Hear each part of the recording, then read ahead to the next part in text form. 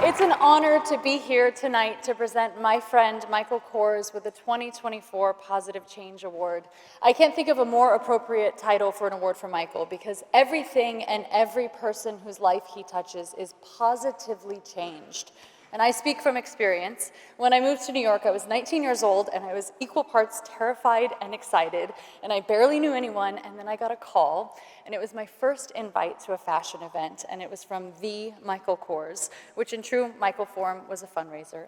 And I couldn't believe it, because no one knew or cared who I was. Only a couple of episodes of Gossip Girl had aired, but Michael and his equally dynamic husband, Lance, had seen them and were excited to show me what glamorous New York City was really like versus, the pretend New York City that I played in.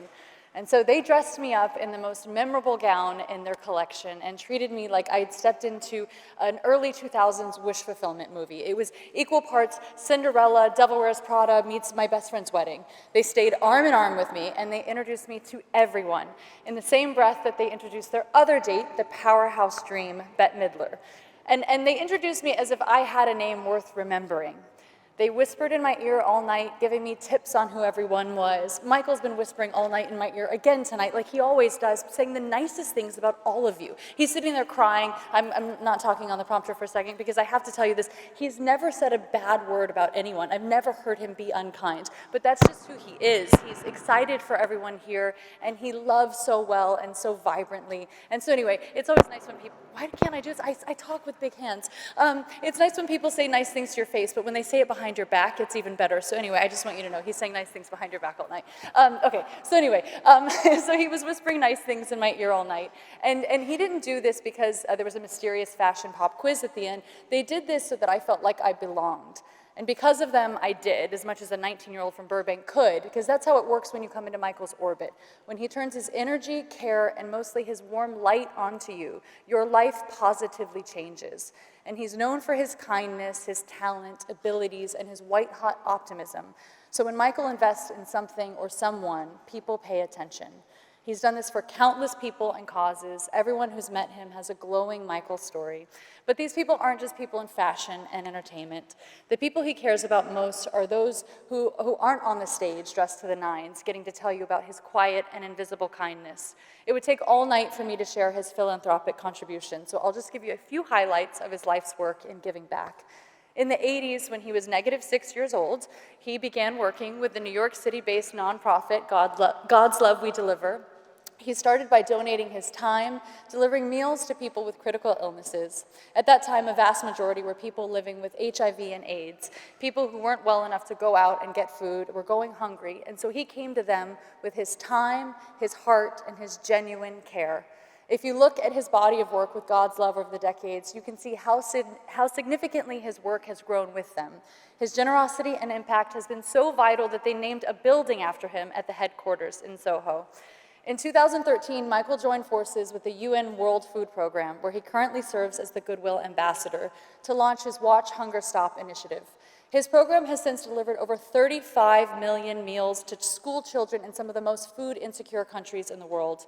The domino effects of this are staggering because the School Meals Initiative has increased the attendance rate of children, particularly girls, around the world. And because it provides an incentive for families to enroll their children in schools and keep them there versus marrying their daughters off early and halting their education, their possibility, and these little girls' dreams of becoming something more. So the effect he's having is multi-generational and cycle-breaking. Yeah, that's worth clapping for. Michael's reach is worldwide, but as anyone walking around New York City can attest, his generosity is sprinkled all over this city like fairy dust, little clues of his kindness. From a park on Essex in Brooklyn that he and Lance sponsor through Bette Midler's New York Restoration Project, to being founding supporters of the Stonewall National Monument Visitor Center, which is the first U.S. national park dedicated to LGBTQIA2S+ rights and history. It's the first one in the U.S. I mean, that's amazing.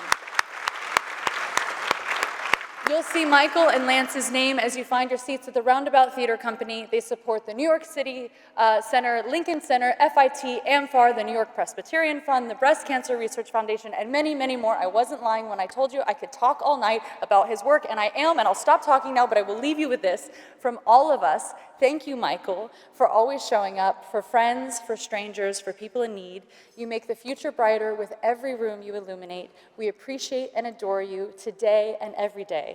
It's an honor to present the 2024 Positive Change Award to the one and only Michael Kors.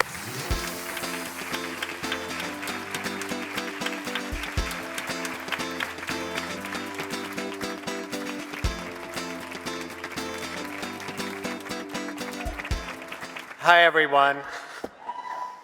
I'm going to go off script for a minute. I'm knocked out tonight. I'm knocked out by everyone in this room, the talent, the perseverance that this all takes. So I just want to applaud all of you, and I am so proud to be an American designer.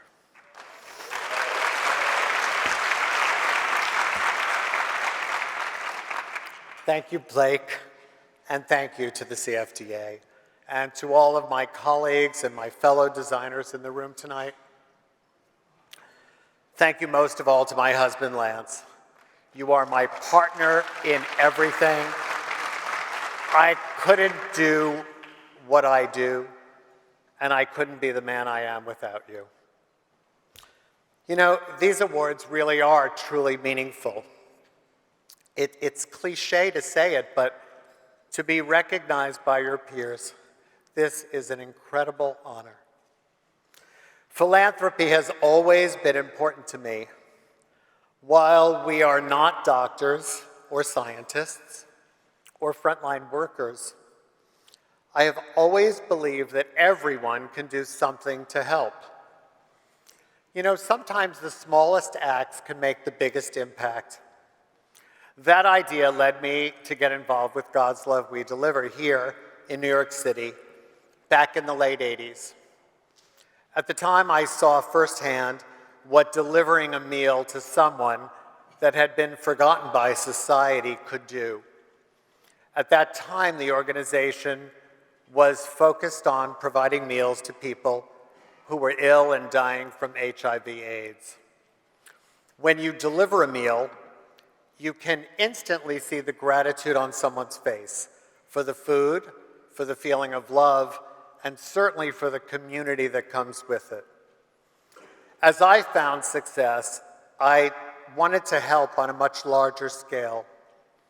We began working with the United Nations World Food Program in 2013.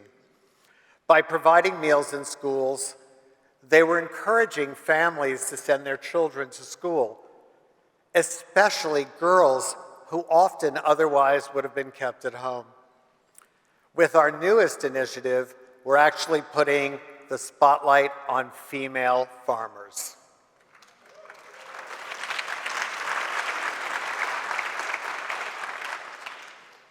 We all know the strength, the power, and the intelligence of smart women. I have to thank Anna Wintour for your incredible long-term support of God's Love We Deliver, and for rallying the fashion industry together at the height of the AIDS pandemic. To Bette Midler for greening underserved neighborhoods all over New York and for picking up the garbage herself. And to Diana Rodriguez for making sure that the story of the Stonewall Uprising will be told and taught for generations to come.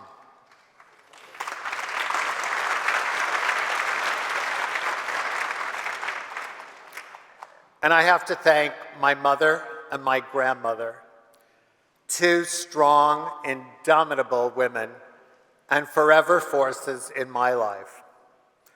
I started my business in 1981 in a one-bedroom apartment in Chelsea, back when many people considered Chelsea the wild, wild west.